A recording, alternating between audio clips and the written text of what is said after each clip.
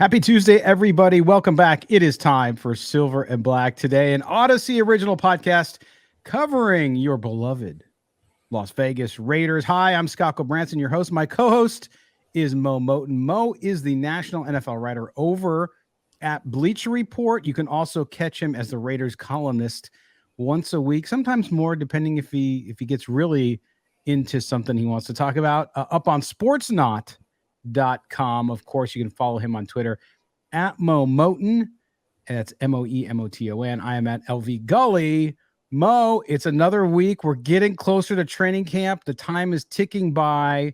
Today is 7-Eleven, by the way. Everybody can go out and get your free Slurpees if you have 7-Elevens. Where I live, we don't have any, believe it or not. That's awful. It's crazy. Well, we have some great convenience stores here in Southwest Ohio that have great stuff, but like, it's weird. You can get a Slurpee, but it's at a different place. It's like they licensed it.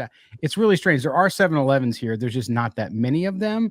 But I know this is the day 7-Eleven where you can bring in like a cooking pot and just fill it up with a Slurpee. Have you seen people do this? I have not seen this. I have been there because, with kids, when it's Slurpee day, and here we are giving an advertisement for Slurpees. But anyway, they let you bring in. Now, I think they put limitations on this, but we were in Las Vegas when we were living in Las Vegas, and we went in, and this guy brings in like one of those big like pots that you would put like, I don't know, pasta in or some big dish that you're making. And dude just pulls the handle and fills up the whole. And I'm like, what are you going to do? Okay, maybe if you live right around the corner, you can get it home and get it in the freezer in time. But who the hell's going to drink that much Slurpee? And if they do, you probably want to not be anywhere near them. Yeah, probably not. I've actually never seen that before. But it's funny because I used to work next door to a 7-Eleven, and I've never seen that. Slurpees in New York City used to be specific to Queens, but now they're spread out all across Brooklyn. So there's some convenience there. I don't go to 7-Eleven a lot. A lot of people say their cheese and apple sticks are good. I don't like that. I don't like that combination of cheese and apple sticks, but I'll take their word for it on that one. I won't try it. Well, we are going to talk about Raiders football. Don't go anywhere. And we have some news that we'll talk about. And Josh Jacobs in our second segment, by the way, we're going to ask the question, does Sebastian Janikowski have the numbers to get into the Hall of Fame? And will he make the Hall of Fame as one of the Raiders' favorites as far as the fans out there in Raider Nation love Seabass? We're going to talk about that. Third segment, we're going to talk about Mo's last column. An update on Marcus Peters. Mo did a piece on the kind of outstanding free agents out there, not just Peters, but everybody looking at where they could land. Marcus Peters continues to be a name associated with the Las Vegas Raiders, so we're going to talk about that, especially with the need on defense they have. But we were talking about 7-Eleven. We were talking about Slurpee, so we got to start here. Over the weekend, Mo and I got in a little debate going back to the last show on Thursday about hot dogs and ketchup on hot dogs. Ketchup on hot dogs is just wrong. Number one, I'm sorry, Mo, but that's the official position of Silver and Black today as a show. The official position. Even though you disagree. I know. But I put up a picture. I was at Costco with the family. We got the hot dog because, of course, where else are you going to get a $1.50 massive hot dog that you can't finish, plus a Coke for $1.50 or whatever it is. And I showed that you don't put ketchup on your hot dog. Now, they only have mustard and relish. There's lots of other things you can put on there. But I'm just blown away, and I know you are because you stated it when you tweeted about it, how polarizing. It's like Biden, Trump, ketchup, no ketchup, Raiders, Derek Carr, no Derek Carr. It's like, I was shocked. I just thought anybody over the age of 13 knew that you didn't put ketchup on a hot dog. Listen, Scott, first of all, shout out to Oakland Raiders 1976. He's the one who said this ketchup mustard debate is like the car wars that we went through this past season. So shout out to him for mentioning that. But I honestly had no idea that so much of the Raider fan base and people in general are anti-ketchup after the age of 10 years old. On a hot dog. Now, they might have ketchup on fries or something, but let's be clear. So why is ketchup on a hot dog considered juvenile, but ketchup on a burger or anything else or fries is not considered juvenile? Please fill me in on this one. Because it just breaks the rule. Like ketchup, you put ketchup on a hot dog when you're a kid because kids don't know any better. Their taste buds and their palate, their processed meat sausage palate has not progressed enough to understand that a ketchup is too sweet to put on a hot dog. And I'm not talking about, I had some guy go, oh, you're eating that crap. It's all lips. And you know what? No, I'm talking about good hot dogs here. I'm talking about good kosher hot dogs, good all beef hot dogs, not the scrappy stuff, the Oscar Mayer crap that you buy at the store for like $1.99. I'm not talking about that. I'm talking about good hot dogs. Now, I talked about growing up and being originally from Chicago, which I know you then you completely obliterated anything from Chicago, which is expected because you're in New York. You're a New Yorker. The New York-Chicago rivalry is well known. It goes way back. It's not East Coast versus West Coast hip hop, but when it comes to food, it's pretty damn close. Okay. So we understand that. But what blew me away, Mo, was not that just you didn't know ketchup shouldn't belong on a hot dog, but that you hate mustard and you live like you go outside your door there in New York. I'm sure within a block, you're going to hit a stand. And a guy slapping with a knife the mustard on the dog, and you hate mustard. I despise mustard. It's as much as mint chip. Maybe as much as mint chip. I will say I will not put mustard on as a topping on any of my foods. If it's included in certain foods, fine. But as a topping, specifically as a topping, no mustard on anything. I'm not even a big ketchup guy. Like I know people who put ketchup on their eggs. I have family members who actually, and I don't like that either. But my confusion comes with how do people just are so strong against ketchup? It's a basic condiment. It would be like hating vanilla ice cream. No one hates vanilla ice cream because it's so basic. Well, if someone said their favorite ice cream is vanilla ice cream, I would look at them like there's so many flavors, but you like vanilla. But I wouldn't go as far as to say I hate vanilla ice cream because just like ketchup, it's very basic. Well, and see, but that's the distinction here, right? It's sort of like you like I can eat ketchup. I put ketchup on hash browns. Like you talk about breakfast. I don't put them on my eggs. I think that's off limits. I just don't like that taste. But I put them on hash browns. I'll put them on a burger. Although these days I kind of like a little something different on the burger. But I'll put it on a burger, any potato dish, totally fine, right? Of course, I'm not Patrick Mahomes. I don't use it on steak, which I'm sure some people out there do. But nonetheless, I mean, ketchup to me is fine. I'm not anti-ketchup. I'm anti-ketchup on a hot dog. Now, our West Coast folks, especially those up in the Bay Area that used to go to Raider games, know about the bacon-wrapped hot dogs, which really, my guess was, because I used to go to Mexico as a kid a lot because we lived in San Diego, bacon-wrapped hot dogs in Mexico are big. So the Latin and the Mexican influence in the Bay Area, that's where you got your hot dogs. You didn't put ketchup on a bacon dog. Right. Then we also had our good friend down there in Arizona posted the picture to you, which you were looking at and saying, what the hell is that? With the hot dog with the big bun and all the jazz on top of it. That's a Sonoran hot dog, which you can get in certain parts of Arizona, mostly Tucson, the Tucson area. You can get them in Phoenix now a little bit too. But again, regionally, there's all different types of hot dogs and all that. But the ketchup debate is really interesting because people it was like Derek Carr. People either loved it or hated it on a hot dog. Now, again, a lot of people said, hey, I never put it on a hot dog, but I'll put it on other stuff. So that's the only nuance of the conversation that I really enjoyed was even people who like, no, you're crazy. Hot dog belongs on ketchup belongs on a hot dog.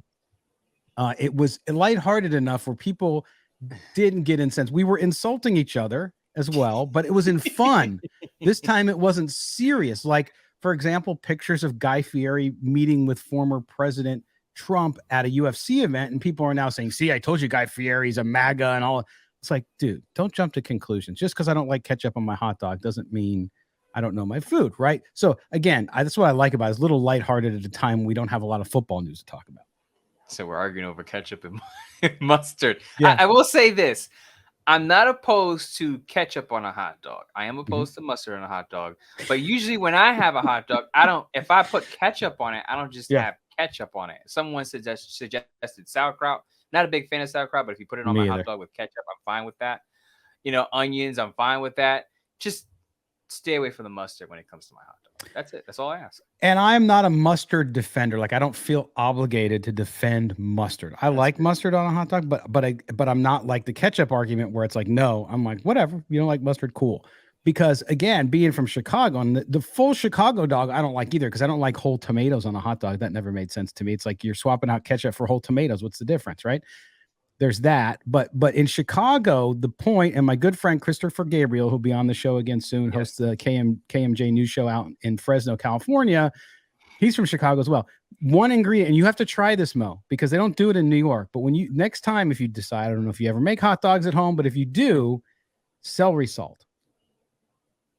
Yeah, I've used celery salt. Okay, so So celery salt on a hot dog is great. And in Chicago, they have the funky green relish, which is really bright, but it's basically the same relish. It's a little sweeter, but not too much. But then also sport peppers. Sport peppers are tiny little, I won't call them pepperoncinis because they got a little more bite to them, but those actually taste good on a hot dog as well. So I actually like that. And I'll even spare the mustard. I'll just put the sport peppers and some of that stuff on there. But anyway, this is the time of the show where people are in the chat saying, "What's your choice of football? What are you talking about hot dogs?" But anyway, listen, we have fun with our listeners, and our listeners were really engaged with this discussion, weren't they? They are. They actually answered my poll. I think I've had how many votes? Over 500, close to 600 votes on that mustard versus hot dog poll. So just saying. But you're not sharing what's winning. No, because it's not over yet. So I'll share the results on the next show. Mustard is up by what, 9 points so far? By 10%. Yeah, 10%. So there you go. Now, your option was ketchup, mustard, or you're from Chicago. Yeah, I disqualify people from Chicago for a reason. So do you ever have bratwurst? I've never had a bratwurst before. Really? Okay. So their mustard, like, I can't imagine having a bratwurst without mustard, although maybe onion. I like onions. Like, I like onions on my hot dogs too. They used to have it at Costco pre-COVID where everybody wasn't freaked out about germs. But anyway, so mustard. That's the end of the hot dog conversation. Speaking of speaking of important people, though, is we're coming up now, Mo. This is, as we talk to everybody, it is the 11th of July. There's 6 days, correct, for Josh Jacobs to sign a new contract, or the Raiders probably move to tag, or to leave only the tag, I should say, for him to respond and come to camp a week after. I don't know, Mo. Listen, we talk about how much we like Josh Jacobs on the show. We talk about how much he means to this offense. I don't know about you, and there's nothing, I don't have inside information, any of that jazz. My gut just tells me the Raiders are playing hardball, and I don't think the Raiders are thinking about Josh Jacobs past this next season, no matter how disappointed folks out there might be. I would tend to agree with you. So much could change within a year, though. I don't want to stamp that as a guarantee he won't be back. But the way they're going about these negotiations, now we don't know for sure what's going on behind closed doors, but it seems like, as you said, that they're playing hardball. And I think a Dalvin Cook, and I said this before, I think a Dalvin Cook or a Saquon Barkley contract would significantly help Josh Jacobs if both those guys sign for big deals, because then Josh Jacobs can say, look at those two guys. I'm the rushing title champion. I'm the reigning rushing title champion. I deserve close to or more than what they got. But because neither of those guys have signed new deals either, it puts the Raiders and Josh Jacobs in this standstill holding pattern where it seems like they're just waiting for someone else to make a move. And I think that's what Dave Ziegler is doing, is that he's waiting to see what Saquon Barkley gets or what Dalvin Cook gets before he makes a move with Josh Jacobs. And Josh Jacobs probably has a number out there that he's looking for. And the front office saying, well, we'll wait to see what happens with the other two Pro Bowl caliber running backs before we budge on the market. And it's really interesting. We've had some of our colleagues in the content game, I think it was Brad over at Just Blog Baby, write a piece last week that said basically the Raiders should set the market with Josh Jacobs. And that doesn't, I mean, with all due respect to him, and I do respect his opinion, I don't believe in that. I don't think, as the Raiders, where they are in the salary cap game and where they are in this rebuild of the team, I don't think they can do that. I just don't think if they were in a different place right now, if they were in a place where they had their franchise quarterback for the next 10 years, if they had their defense in a good position to where it was growing and they had positions filled and feel good about where they're at, then I could see the expenditure on a 3-year contract, set the market, let's go win the Super Bowl. I get that piece of it, but Mo, they're not there. Right. They're not in a position right now where they feel like we're running back away from contending or being in the playoff discussion. I think they're in a position where it's like they're in this odd area where it's like, are they rebuilding? Are they trying to compete for a playoff? And obviously they're competing for a playoff spot, but are they competing for a Super Bowl? Because they got Devontae Adams, they got Max Crosby, an older Chandler Jones, Jimmy Garoppolo is a veteran quarterback. So I don't know what the Raiders are, because usually you can categorize NFL teams. You can say this is a Super Bowl contender, this is a playoff contender, this is a rebuilding squad. And it's like with the Raiders, because they have some star players on their roster, but they had so much turnover, you don't know where to categorize them. They're in this weird gray area. And I think that's why there's some hesitancy for them to sign Josh Jacobs to a big deal, because I think he feels that this team may not contend for a playoff spot. And that's why he wants the money. Because remember what he said during Super Bowl week? He said, I'm willing to play under the franchise tag if they have guys around me, basically a solid all-around team. So based on what I'm seeing from Josh Jacobs on social media, he wants to be paid, which means he's thinking this team may not be able to contend for a playoff spot. And I've said this multiple times on the show. I said before training camp, he's going to think, if this is a playoff team, if this is a definitive playoff team, I'll play under the tag, because at least I know I can compete for a playoff spot, a Super Bowl ring. If this is not a playoff team, you're going to have to pay me to play for a bottom tier squad. Which is interesting, because I don't know. And again, I don't take sides in this. We talk about it from a very objective standpoint, which is we compliment Josh Jacobs, but we also understand the Raiders' business position and the market and all that jazz, right? Okay, so let's just be clear about that. But I look at Josh Jacobs when he said that, because we talked about it. It was at Super Bowl, right? It was on Radio Row, and he talked about it, and we understood that. I just don't know how the Raiders could have ever got to a position where Josh Jacobs felt like he wasn't going to be in that position where, well, we're not yet quite a playoff team, or if we are, we're so fringe playoff that you need to pay me because I mean a lot more to this team. So in some ways, I think it was predetermined. I don't think there was ever going to be a place where Josh Jacobs was like, man, this team is so good, I'm willing to play on the franchise tag without any question. Let's go. So it'll be interesting. I just don't think they could have overcome the holes that they had in one off season, knowing what they had to do. You're absolutely right about that. I think the wait is to see, do the Raiders make a blockbuster trade for an all-pro safety, linebacker, another defensive player? When you look at that Raiders defense, and we talk so much about it, Patrick Queen.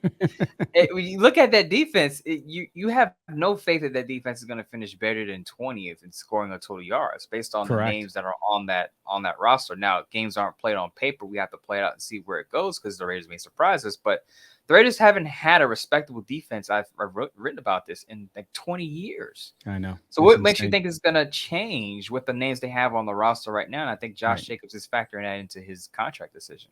And that's where the Raiders, knowing, and again, we've said it all along too, Mo, that there's trades, a lot of trades happen during training camp. So don't give up hope yet. Even after camp starts, there still could be a move.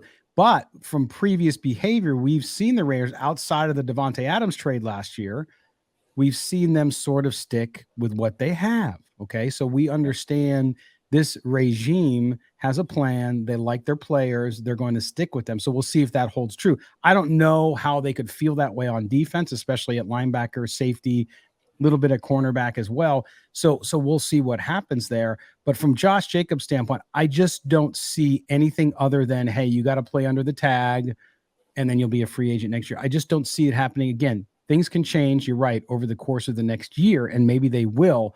But as of right now, my gut tells me that it's not going to go the way that fans want it to go. Yeah, that's what I've been saying for the past few weeks, that the most likely scenario is Josh Jacobs is going to have to report and play under the tag this year, because I don't see the Raiders budging the way Ziegler has paid. Now, he went out of his way, but he paid big money for Devontae Adams and Chandler Jones last offseason. But that was last offseason. This offseason, he's been a lot more conservative with his spending. So based on the prior few months, doesn't seem like Josh Jacobs is going to get a top of the market deal, in my opinion. Nope. All right, we're going to step aside for our first break. When we come back here on Silver and Black Today, an Odyssey original podcast covering your Raiders, we're going to get into a conversation about a former Raider. That is Sebastian Janikowski, Seabass, as you all call him, Does he deserve to be in the Hall of Fame? Does he have the numbers to be in the Hall of Fame? And what could work against him besides being a Raider, of course? We'll talk about that here on Silver and Black today. Mo and Scott coming back right after this.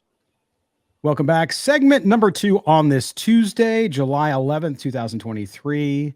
Silver and Black today, an Odyssey original podcast. Hey, if you don't already subscribe to the podcast, what is wrong with you? Is the summer heat getting to you? Get on board before training camp starts here. Wherever you get your podcast, just hit the subscription button. Put on the auto download as a favor for us. That way, every time the show comes out, you get it right to your inbox or to the app in which you listen to us. So we appreciate that as well. For the viewers on YouTube, thanks for being with us. Hit subscription and also make sure that you hit the notifications bell. By the way, also on Thursday, we love to do our viewer mailbag, of course, Raider Nation mailbag. If you want to do that, mail us at mail@silverandblacktoday.com with your question or comment, mail@silverandblacktoday.com, or you could also leave it in the comments on YouTube. We check there as well. And you can tweet it at us. You can tweet it at Mo, MOE, MOTON. I am at LV Gully, and the show is SNB Today. So there you go. Mo, you got something? Really quick, Scott. For the people emailing us this week, make sure you wish us a happy 1-year anniversary. We started about a year ago, about this week. I didn't talk to Scott about this off air, so this is kind of new to him hearing this. But I would say about a year from this date, second week of July, we actually started this with Odyssey. Yes. Of course, we've had Silver Black today on other platforms, but we moved over to Odyssey and had our first show about a year ago today. So if you're out there, if you plan on emailing us, it would be great. It would mean a lot to us if you wish us a happy 1-year anniversary. Yes, Mo, I appreciate that. Not only that, but of course, like you mentioned, the Odyssey Network launched 2400 Sports, which was an acquisition of Odyssey. They were doing amazing things in the sports world. They put together this whole network of NFL podcasts. I had some listeners ask us, hey, because they're competitive just like we are. They're, hey, where are you guys? Are you still third or whatever? Even during the offseason, yes, we've still been third. We've still been in the top 10 of all sports podcasts for Odyssey. That's what Raider Nation does. That's what you do. So we appreciate you guys continuing to download and listen to the show. By the way, we far surpassed the 1 million download mark. So you talk about our anniversary.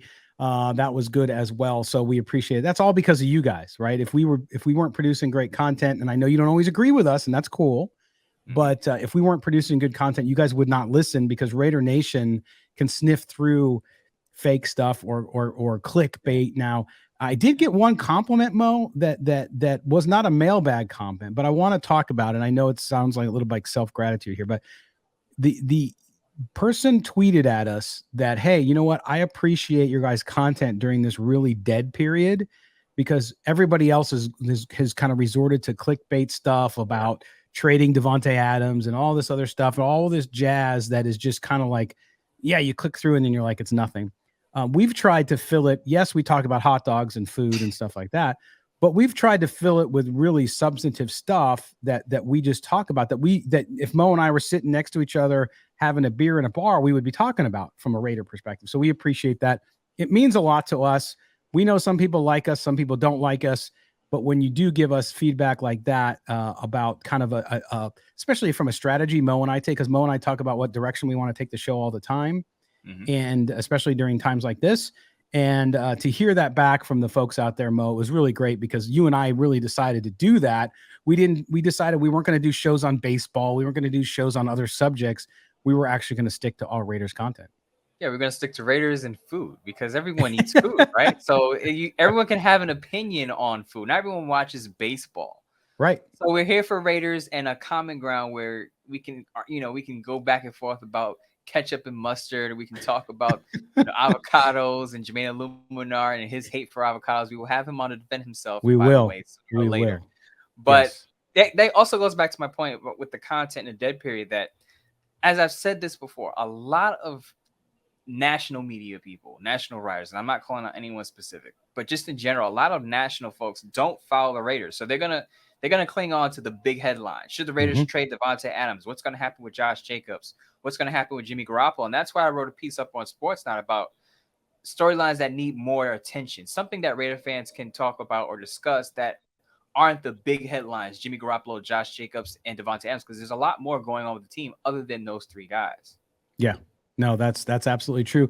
And I mean, you just look at everything that's going on there. Last week, I think it was Thursday, I'm doing some work and I flip on like background noise, NFL Network. And every hour they did 5 minutes on Jimmy Garoppolo and the Raiders.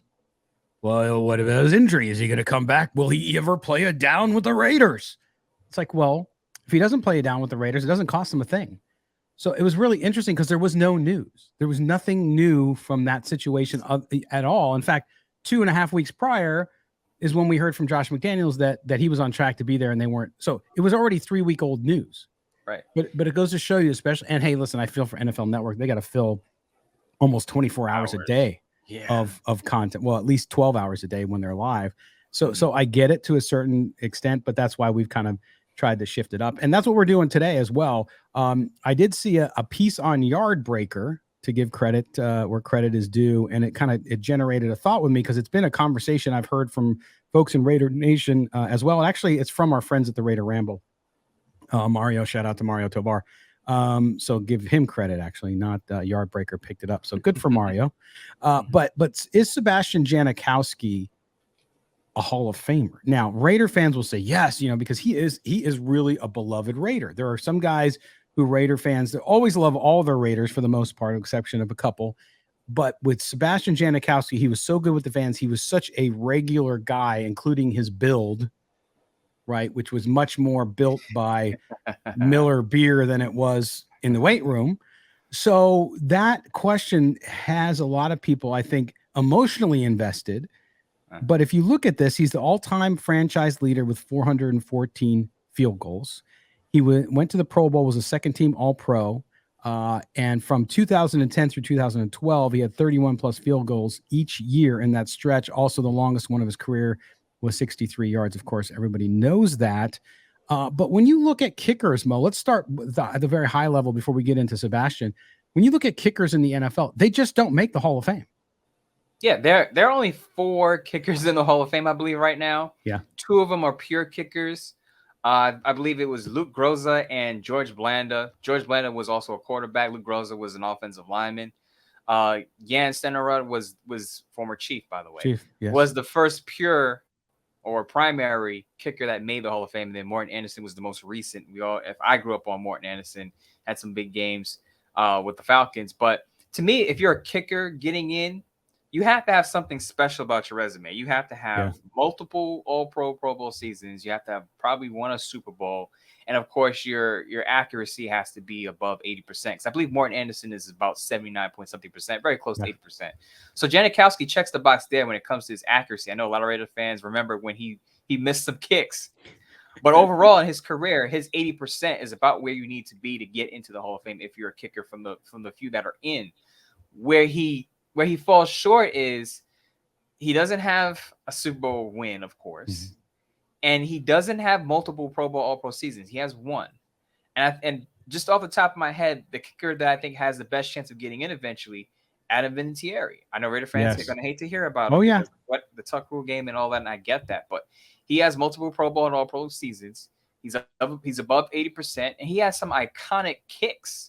Yes, iconic kicks. Yes. That's another thing you need. You need a highlight reel to show, because when you are inducted into the Hall of Fame, they show your highlight package. Yeah. What is it about Janikowski's career are you going to put in his highlight package when he's inducted? What kick stands out in your mind off the top of your head? You go, I remember that kick. The 63-yarder. That's it. I mean, and that's not to belittle. I mean, he really meant going back to the idea that he was picked in the first round, what he meant to the team. I get that piece of it, but I think you're hitting right on it, Mo. And that's where I think Janikowski falls short. I think there's another reason I'll get to in a second. But you talk about iconic kicks, you talk about playoff runs, you talk about wins. Now, is that fair? Are there kickers? But you look at Stenerud, you look at Groza. Of course, the kicking award in college is named after Lou Groza because he was so good for his period of time. You look at Anderson, you look at Blanda, they all had big kicks and they had big wins and they had big runs. That's what Janikowski did not have. Now, you can compare a lot of the numbers, but I think when it comes to kickers, especially, this is where I think you have to do something exceptional. And some of it is optics. I'm not saying that he wasn't a Hall of Fame quality kicker. He's just not going to have the extras that you need to get in because it's already hard to get in. I mean, remember, Everybody loves and knows how damn good Ray Guy was as a punter. Okay. Ray Guy did not get in the Hall of Fame without the senior committee. And he was a dominant punter, much more so. And of course, and had the wins. And of course, punts are not the same as kicks, where you have these highlight films. You do have a highlight of Ray Guy. I mean, the guy could boom the hell out of the ball, but it's a little different. So I only compare that because what it took Ray Guy to get in, and really everybody, it seemed, was like, yeah, Ray Guy's a no question to get in the Hall of Fame. And he never did until the senior committee voted him in. So I think that. Second, Mo, I want to get your comment on this. I know it took too long, and what the Hall of Fame did to Ken Stabler and his family was wrong. We know that. Second is how long it took for Cliff Branch. We both know those were injustices that were eventually righted, unfortunately, after both men had passed away. But if you look at recent years, the Raiders, it's almost like, not that these guys didn't deserve it, but it's almost like the Hall of Fame was doing them a solid, and a bunch of Raiders got in over the last 4 or 5 years, okay, including Woodson, those guys. That's why I think it works against Janikowski too, is I think the Raiders have had a big run of Hall of Famers here now, and I think it's going to go a little bit dry. I could see that point of view. I can really see that point of view, but I can also see them just saying, like, look, compared to if you put Janikowski in a line of kickers deserving to go in the Hall of Fame, would he be at the front of the line? Probably not. Like I said, Vinatieri off the top of my head would be first. Matt Stover is another guy who comes to mind, former Ravens kicker who had some big moments in the NFL. He's a guy that I think, if you're talking about kickers, probably more deserving. I know Raider fans don't want to hear that, but just look at the numbers. And as I said, look at the qualifications. As I say, you got to have the accuracy rate. To me, you probably got to have some accolades, Pro Bowl or Pro seasons, more than one probably. And I want to hammer this home because it's very important. I think people overlook it. The iconic moments. A lot of people say, I hear people say, can you tell the story of the NFL without this player? And Vinatieri is one of those guys where you can't tell the story of the NFL without him, because he's part of that Patriots dynasty. The Ravens winning Super Bowls. So guys like, their kickers are probably going to get in because the Ravens were a team that's been perennial contenders. Then they've been able to stand toe-to-toe with the Patriots in their heyday of their dynasty years and win games in the AFC. So those kickers are going to get a lot more respect. Had the Raiders won some Super Bowls while Janikowski was kicking, I think he would have a much stronger case. Right. And I mean, there's guys too, you talk about not making iconic kicks. I'll tell you a guy who I think is a Hall of Fame kicker and has somewhat similar stats, although I would say actually better stats overall, was Jason Hanson. Remember Jason Hanson with the Detroit Lions? Yep, Detroit Lions. Here's a guy who's in the College Football Hall of Fame, was a second-team All-Pro, just like Janikowski was. It was a 2-time Pro Bowler, so one more time than Janikowski. And if you look at the numbers and what he did, but again, being on those bad Lions teams where they never won, it works against him too, and it's a reason why you won't see him. But he's got the most field goals of 40 or more yards in a career with 189, most consecutive field goals of 40 yards or more with 24. I mean, this is a guy who, to me, would be ahead of the line of Janikowski even, but it goes to show you that even he, who has a lot better stats, is not in the Hall of Fame, probably will not get in unless it is on that senior committee designation. And as we said, it's very hard to get into the Hall of Fame as a kicker. Yeah. As I rattled off, only 4, and 2 of them played a different position as well. They were also a quarterback or an offensive lineman. So shout out to our listeners in Norway. As I said, Stenberg was the first primary kicker to get in. Like, he broke the mold, and then Morten Andersen came in after him. But kickers in general just don't get in, and they have to be super duper special. And I guess Janikowski is special to Raider fans and the franchise numbers. But as some, and I hate to go here with the conversation, but remember Derek Carr pointed out, I have, franchise numbers. I'm the franchise leader in this and this and that. And Raider fans poo-pooed him and say, yeah, but you didn't win anything. Yeah. And I'll parallel that conversation to say, when it comes down to the Hall of Fame, you do have to win to a certain extent. Yeah. You got to have the numbers. You can have the franchise numbers, but you also have to win. And again, you have to have those big moments to qualify. And there are exceptions, especially depending on the position. Now, you could say, well, Dan Marino never won a Super Bowl. Yes, but Dan Marino put up ungodly numbers over the whole course of his career, and he played quarterback. So his numbers, you compare Derek Carr, not even a comparison. So there are examples of guys who haven't won the big game, but Dan Marino did get there. He also won consistently over time, even though the Dolphins could never get the job done.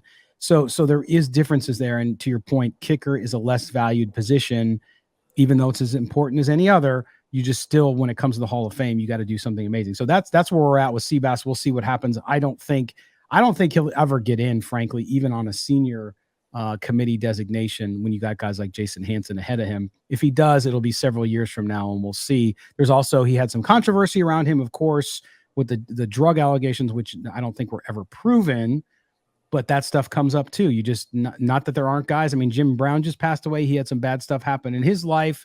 Didn't take away from his accomplishments on the field, but certainly it ends as part of the discussion, especially these days.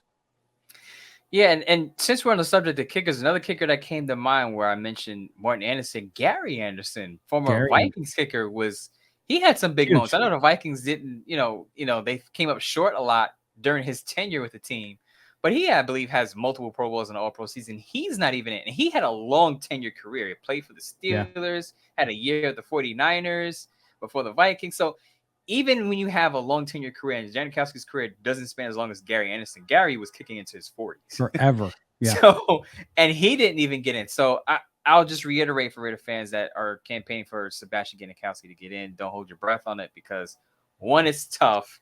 And two, I think there's a line of guys that may have a stronger case than he does. But let's just say Seabass is always going to be an icon within the Raider fan base. And that's all he probably needs right now, because Raider fans, as you said, love Seabass and love that he was kind of like a regular guy on the football team. Yeah. And he was great to the fans, still shows up at camp and other places. So good for him. And he had a great career, of course, a career to be incredibly proud of. Okay. We're going to take our final break here on the Tuesday edition. When Mo and I come back, we're going to check in on free agents that make sense for the Raiders again. And that is Marcus Peters. Mo had a column last week or a story in Bleacher Report about all the free agents still out there and what are good fits for them. And of course, Marcus Peters and the Raiders continue to be a discussion. So we're going to ask him for an update on his opinion on that. And if there are any other players in the course of his work that he found might still be a good fit for the Raiders. So don't go anywhere. You're listening to Silver and Black today, an Odyssey original podcast. We're coming back right after this. Welcome back. Silver and Black today, an Odyssey original podcast. If you don't subscribe to the podcast, you gotta go do it now. That's right. Subscribe wherever you get your audio. Just look for Silver and Black today. Hit subscription, put on auto download so you always get the latest and greatest edition of the show. Moe Moton, he is the national NFL writer with Bleacher Report. You can follow him on Twitter, MoeMoton. I am at LV Gully. Scott Gulbransen, your co-host as well. And it's time to talk a little bit about Mo's writing and, of course, Mo's alter ego.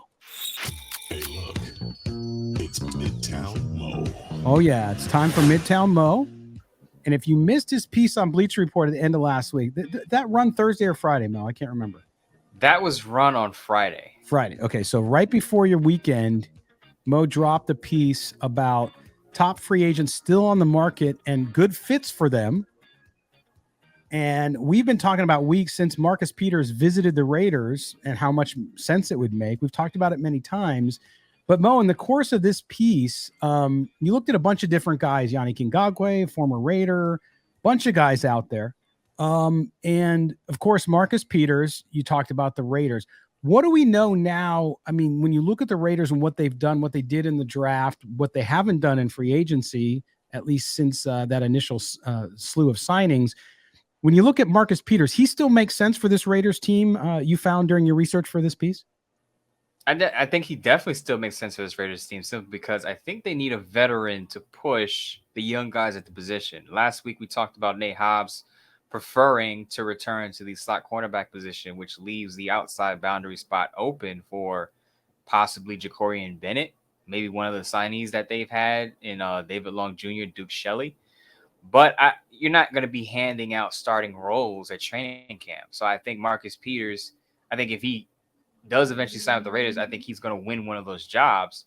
But if he doesn't, he's great competition for one of the younger guys to show that they deserve that starting role. So I think the Raiders need him for multiple reasons. If he can still perform at a high level, he can still force turnovers And that's what the Raiders have desperately needed. The Raiders have finished last in interceptions in the last 2 years. Yes. And so think about that. Well, and you talked about it, Mo. You talked about why he makes so much sense. And you talked about the fact that with Patrick Graham, here's a guy who really values man cover corners that are ball hawks, right? Guys that go after the ball, to your point about interceptions and the Raiders failing to even make a blip on the radar when it comes to turnovers in the backfield.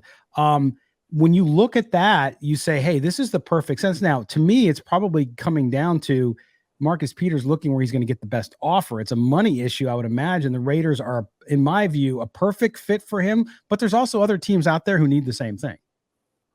Yeah, I also listed the Minnesota Vikings and I listed the Tennessee Titans. I think the Vikings are a better fit. I think the Titans have a big need there because Cleve Farley out of Virginia Tech has been a bust, I want to say. He's been hurt. He hasn't been available. But even when he's played, hasn't lived up to his first-round billing. So I think the Titans, they don't play as much man as the Raiders and the Vikings are going to play because Brian Flores is the new defensive coordinator for the Vikings. So I have to make note of that. Brian Flores, another heavy man coverage guy, defensive coordinator who comes from that Patriots tree.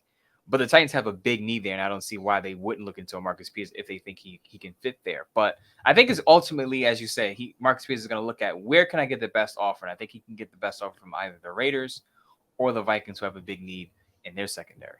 Now, another guy you talked about in relation to the Raiders in your Bleacher Report piece was a guy you called the quintessential glue guy, and that is safety John Johnson with the Cleveland Browns. Here's a guy who can play in the slot even. I mean, he can play all over that defensive backfield. Talk about John Johnson and what his fit with this team would be and what you see his role being if the Raiders were to make a move there.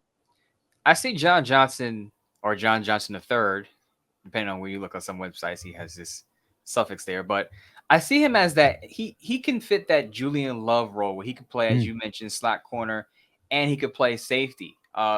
Patrick Graham has had guys play that role at previous spots, especially with the Giants. Logan Ryan, as I mentioned, Julian Love, even Xavier McKinney wore multiple hats in the secondary. So Patrick Graham likes that versatile defensive back who can move around the secondary like a chess piece. As I said in the piece, as you mentioned, John Johnson is basically a glue guy. So wherever you need to fill in a spot, he can do that. Now, primarily, he's going to play safety. I think he's best as a free safety because his coverage is still up there. Unlike, as I wrote in the piece, unlike some of the other guys available on the open market, his coverage hasn't slipped a bit. I believe he's under 85 in passer rating allowed in his last 3-4 seasons. He's going to primarily play the safety position. I prefer him at free safety, but if you need him to slide into the slot, somebody gets hurt, somebody plays another position, he can also do that too and play it at a high level. He also lessened his missed tackle rate. So he's a reliable tackler for the most part. Not the greatest tackler. You're not going to use him as a thumper in the box. But if you need a guy who's going to get you the routine tackle, a good stop on third down, he can definitely do that. And I think he's a pretty good fit for this defense and under Patrick Graham. I know Vinny Bonsignore at the Las Vegas Review-Journal is a big fan of his because he played for the Rams and Vinny covered the Rams. So Vinny knows all about what John Johnson III can do. And I've watched a lot of him, and I know what he can do in that secondary.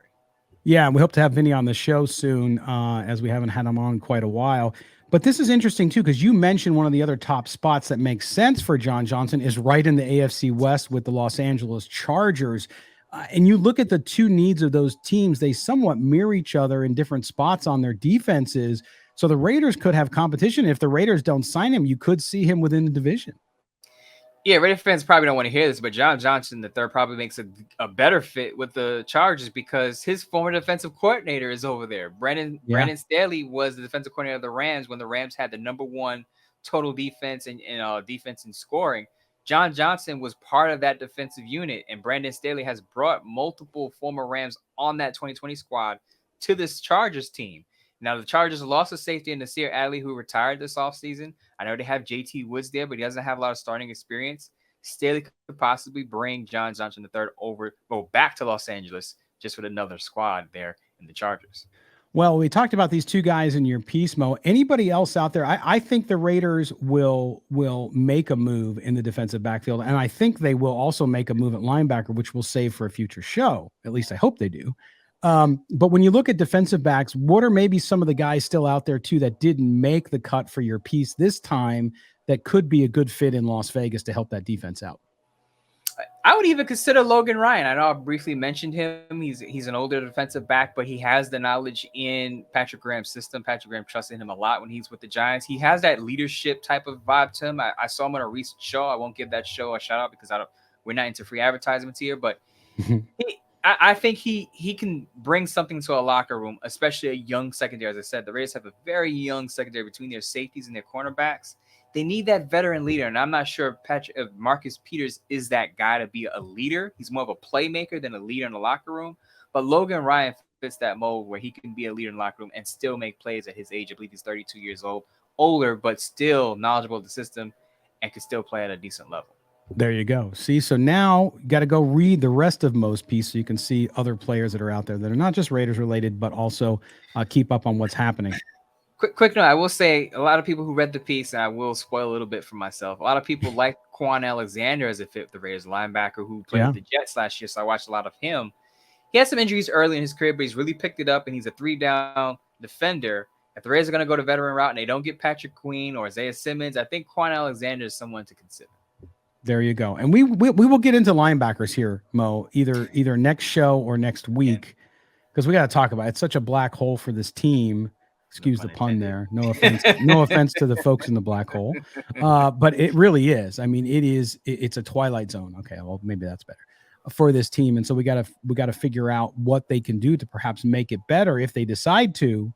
And you got to figure there's got to be some bodies that they bring in, just because from a competitive standpoint, being able to do that is huge for this team. So we'll see how it all runs out.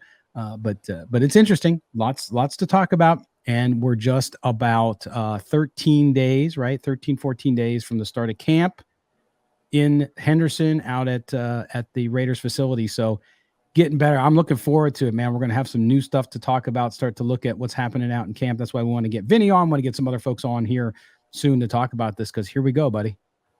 Yeah, buckle up. We're going to actually have something to talk about other than mustard and ketchup to start these shows. So I know some fans who are tired of the food talk are going to be relieved that we're going to start off with some football instead of food. But that's going to come up very soon. We got another week to go, as you said. Yes. On the next episode, pineapple on pizza or no? Anybody who's followed the show for more than a month knows about that. So that's all fun. All right, Mo. Well, listen, what do you got coming up? I know we got a show on Thursday, of course. Anything in between now and Thursday, as we sit here on Tuesday, i.e. Wednesday or later today, that people need to get ready for and support you by reading your work? I actually haven't settled on a sports piece yet. Usually, sometimes I come up at the spur of the moment and just see what's buzzing. So Raider fans out there, I do listen to you on social media. What are you guys and gals out there talking about? And sometimes I'll say, okay, I like that idea. I'll turn that into a column. But on the Bleacher Report side, I do have a piece coming out, bold predictions for training camp. These are guys I think that could surprise people and maybe cut or traded. There could be a Raider bold prediction mixed in there. I'll leave it up to suspense. Check out the piece, and you'll see what's in there. There you go. Now, I have your headline already. You ready? Go ahead. Raider Nation. No ketchup on hot dogs. Yes. No ketchup on hot dogs at training camp. Because they're as of this point now, I know you got a few hours left, or no, I think it's expired now. So after the show ends, we'll actually have your poll will be final. So we'll quickly talk about it. I know we're not going to do 2 in a row shows, a segment about hot dogs, but we will look at your stats there and see what Raider Nation says. Maybe that's where I have to. I'll go do a sports not piece. Raider Nation hates ketchup on their hot dogs. I am so disappointed in our country, that poll. I honestly didn't think it would go the way it's going. Oh my gosh, it's funny. There you go. It reminds me, our good friend Q Myers over at Raider Nation Radio, my former broadcast partner, we did a thing on the air one time about Pop-Tarts. Do you remember that? And I remember that. It was the same thing. Toasted or raw. Toasted or raw. And it was like, we brought it up in the course of conversation, and I never knew that people had that strong. And of course, I was right again on that one. just saying. But I just was, it was, but the passion on both sides of the issue were amazing, because I was like, I thought I was the only freak out there who said, no, you got to eat them raw right on the package. Forget toasting them. And I kind of always, I was like, oh, I don't want to tell anybody I did that. And then all of a sudden, all these people came. No, of course, man. You don't put those in the toaster. And then there were the people. No, you got to toast them. What are you, nuts? You don't eat raw food. Blah blah. So all good stuff. That's why we have fun on the show, right? Because believe it or not, there are people who talk football, and there are people who talk football that are human beings. Yes, we actually do things outside of this. So a lot of you like to know that. Some of you don't care to know that, and you say, I'm not going to listen to this show. Totally cool too. As well as you come back for the football, that's fine with us. Mm-hmm. Side note, I've never eaten a toasted Pop-Tart. See, Mo, see, there you go, Mo. Tear in my eye. Ended in a good note, right? That's right. Ended on a good note. Okay, Mo. Well, listen, man, we will talk to you on Thursday, buddy. Right, see you Thursday. All right. For our producer, Mike Rabier, who wanted me to remind you to subscribe wherever you get your audio. Make sure you hit the subscription, the auto download button. To Mike Rabier, thank you for being our producer and doing such a great job. For Moe Moton, let me say his name correctly. I am Scott Gulbransen. This has been Silver and Black Today, an Odyssey Original Podcast. We will be back with you on Thursday. Have a great couple days, Raider Nation. We'll talk to you then.